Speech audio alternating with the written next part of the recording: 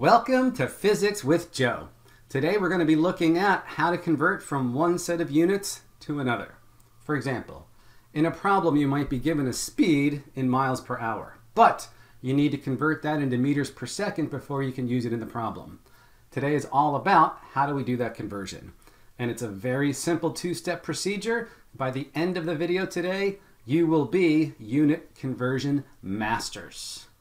Well, let's not waste any time. Let's jump right into it.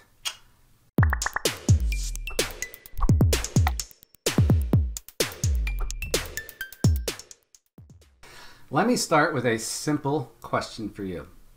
What can you do to any side of an equation without changing the value of that equation? The answer is you can multiply any equation by 1 or something that's equal to 1 without changing the value of that equation.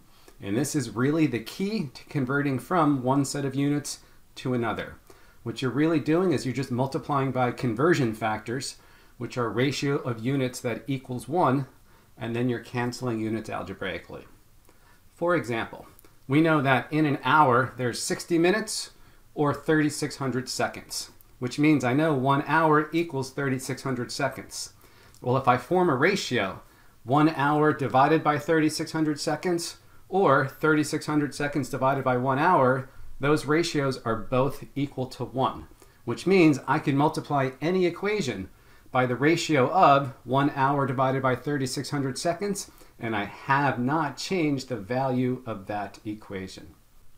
Let's start with a really straightforward, simple example. How many seconds are in 1 day? In essence, we want to convert from days to seconds. Now, the way you would do this formally is you would start with an equation you know has to be true. 1 day equals 1 day. And then remember, I can multiply either side of this equation by 1 or something that equals 1 without changing the value of that equation. So I'm going to start multiplying the right-hand side by conversion factors until we get to seconds. Well, I know there's 24 hours in a day, so 1 day divided by 24 hours equals 24 hours divided by 1 day, which just equals 1. What I'm going to do is I have days on the numerator, so I know in my conversion factor I want to have days in the denominator. So I'm going to multiply by 24 hours divided by 1 day. The days cancel out, and what I'm left with is 1 day equals 24 hours. Now I want to convert from hours to seconds. In an hour there is 3,600 seconds, so 1 hour divided by 3,600 seconds equals 1, as does 3,600 seconds divided by 1 hour. In this case, I have hours on the numerator, so in my conversion factor, I know I want to have hours on the denominator. So I'm going to multiply by 3,600 seconds divided by 1 hour. The hours cancel out, and what I'm left with is units of seconds on the right-hand side. I have my 1 day on the left-hand side. Multiplying everything through, I have 24 times 3,600 divided by 1. What I get is 86,400 seconds. So my final equation is 1 day equals 86,400 seconds. And notice all I did was multiply by these conversion factors, which are ratios of units that equal 1, and then canceled out the units algebraically. And that really is all there is. So let me just sum up the simple two-step process, and then we'll do another example or two. So let's take a look at this simple two-step procedure for converting units, and then look at a couple examples. Converting from one set of units to another is a relatively simple, straightforward process. The big picture, all you're doing is multiplying by conversion factors, which are ratios of units that equal 1, and then canceling units algebraically. Let's take a look at a quick example. How many miles per hour are in 1 meter per second? This is a great little problem to know because in physics we generally use meters per second when dealing with speeds or velocities, but most of us can't think in meters per second, but we can think in miles per hour because that's what we're used to. Now, if you wanted to do this formally, you would start with an equation you know has to be true. 1 meter per second equals 1 meter per second. Now I want to go from meters to miles. There are 1,609 meters in 1 mile, so conversion factors I could use are 1 mile divided by 1,609 meters or 1,609 meters divided by 1 mile. Both of those equal 1. Well, since I have meters on the numerator in the right-hand side, I want to have meters in the denominator for my conversion factor. So I'm going to multiply by 1 mile divided by 1,609 meters. Now I want to convert from seconds to hours. I know there's 3,600 seconds in an hour, so conversion factors I could use: 1 hour over 3,600 seconds or 3,600 seconds over 1 hour. Since I have seconds in the denominator, I want to have seconds on the numerator in my conversion factor so they cancel out. I'm going to use 3,600 seconds divided by 1 hour.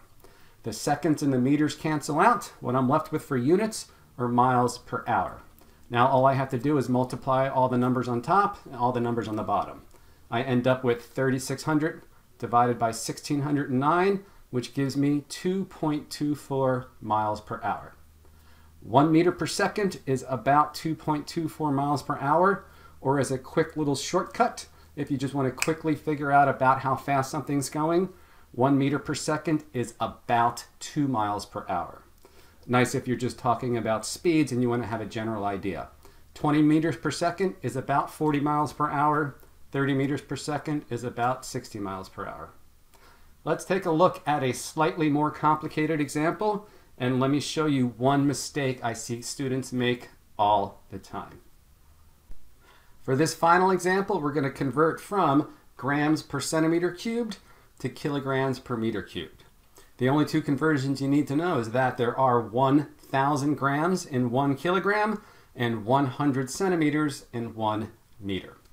Like before, we're going to start with an equation we know has to be true. 1 gram per centimeter cubed equals 1 gram per centimeter cubed. Now let me convert first from grams to kilograms. I know there's 1,000 grams in 1 kilogram, so I can multiply by either 1 kilogram divided by 1,000 grams or 1,000 grams divided by 1 kilogram. Since I have grams on the numerator on the right-hand side, in my conversion factor, I want to have grams on the denominator. So I'm going to multiply by 1 kilogram divided by 1,000 grams. The grams cancel out, and right now on the right-hand side, we have units of kilograms per centimeter cubed. Now we want to convert from centimeters cubed to meters cubed. And let me just say, this is the mistake I see students make most often when converting units. We know that there's 100 centimeters in 1 meter. So a conversion factor could either be 1 meter divided by 100 centimeters or 100 centimeters divided by 1 meter. And the mistake that students make is that they forget to square or cube the conversion factor if the unit you're trying to convert is squared or cubed. So what I often see students do is they multiply, in this case, by 100 centimeters divided by 1 meter. Now, keeping in mind that units cancel algebraically, I have centimeters on the numerator, but I have centimeters cubed on the denominator. The units do not all cancel, and what you end up with on the right-hand side is 0.1 kilograms per centimeter squared meter. Now, this is a true statement, but it's not particularly useful. So my conversion factor of 100 centimeters over 1 meter, I need to cube that. And what that expression really gives me is 10 to the 6th centimeters cubed over 1 meter cubed. Now the centimeters cubed cancels on the numerator and denominator, and I'm left on the right-hand side with units of kilograms per meter cubed. The end result, when you multiply everything through, 1 gram per centimeter cubed is the same thing as 1,000 kilograms per meter cubed. Let's do a quick little recap. Converting units is very straightforward. All you're doing is multiplying by conversion factors, which are ratios of units that equal 1 and then canceling units algebraically. One mistake I see students make is that they forget that if a unit is squared or cubed, you need to square or cube the conversion factor also. So just keep that in mind. You're multiplying by conversion factors, canceling units algebraically, but if one of the units is squared or cubed, you need to square or cube the conversion factor. Well, that is it. Thank you so much for joining me, and I can't wait to see you on the next episode of Physics with Joe. Woo!